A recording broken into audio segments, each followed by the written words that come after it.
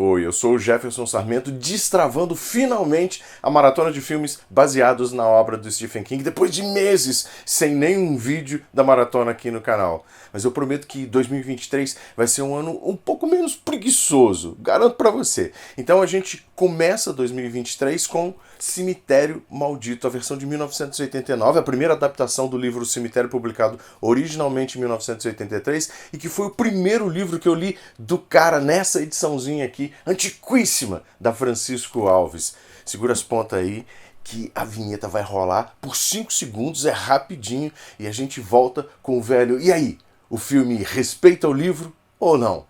Vai embora não.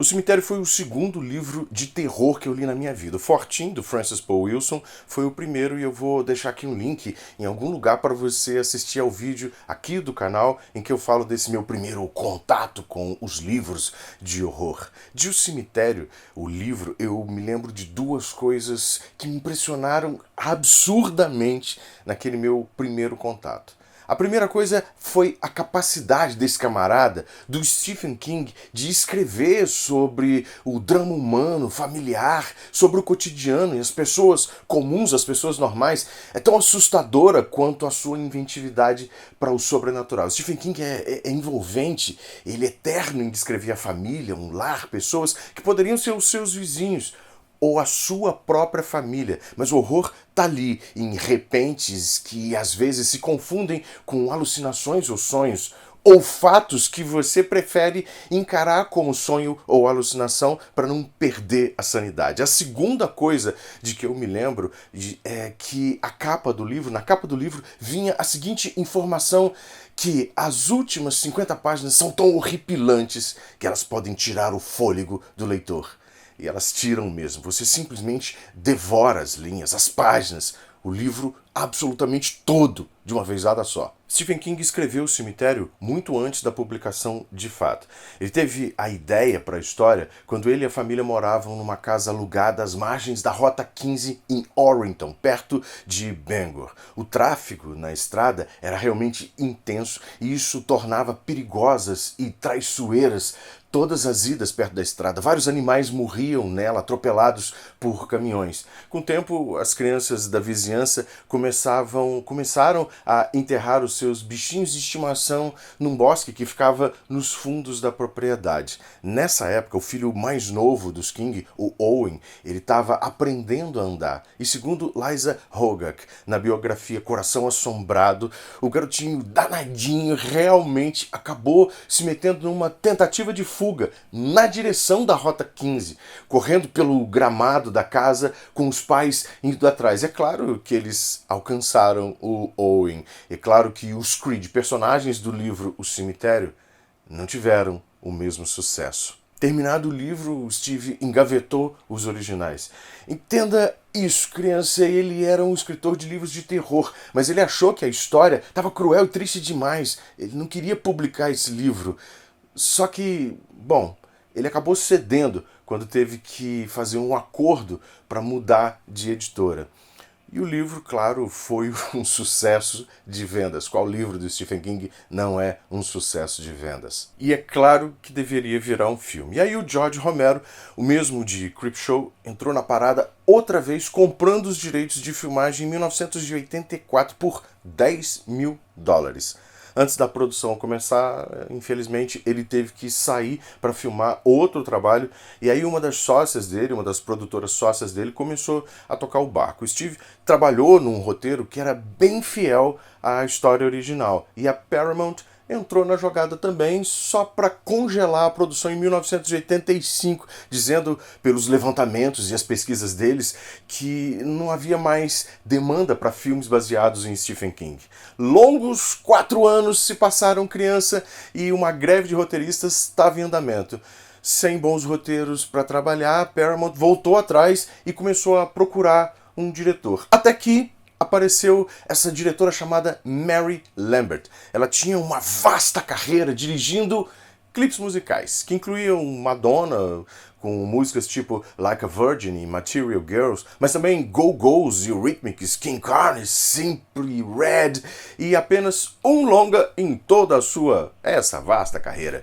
Mas mesmo assim a Mary Lambert foi a escolhida. Stephen King entrevistou a moça pessoalmente e aprovou, deu o joinha dele porque ele gostou do entusiasmo e do conhecimento que ela tinha dos livros dele. Claro, ela jurou que seria mais fiel que pudesse à história original. E olha, ela foi bastante original na filmagem, na adaptação do filme de 1989. O que eu posso dizer desse filme é que ele não é uma das melhores adaptações de uma obra do Stephen King, mas comparado com a versão mais recente, cara, esse filme é quase um clássico. Durante muito tempo eu achei Cemitério, o de 89, um filme legalzinho, mas fraquinho. Só que depois de reler o livro e rever o filme, algumas vezes eu acabei mudando de opinião. É um filme honesto, dentro daquilo que ele se propõe ser. Tem problemas? Tem, cara, ele tem vários problemas, a direção é um desses problemas. Ela é toda certinha, com aqueles enquadramentos bem quadradinhos mesmo, cheios de planos americanos ensaiadinhos, parece uma novela dos anos 90. Mas a minha cisma de verdade, a minha cisma maior é com o ator que faz o Louis Creed, o Dale Midkiff, que hoje faz algumas pontinhas em seriados. Cara, ele é pior do que o Cigano Igor. Nas cenas em que ele aparece, o que é praticamente o filme todo, ou ele tá rindo para justificar o salário com um sorrisinho simpático de modelo, bem sem sal mesmo, parece uma máscara, ou tá completamente apático. A expressão facial do sujeito, nas cenas de horror, de susto, desespero, medo, é a mesma de um manequim de loja de pijama escovando os dentes numa vitrine cafona.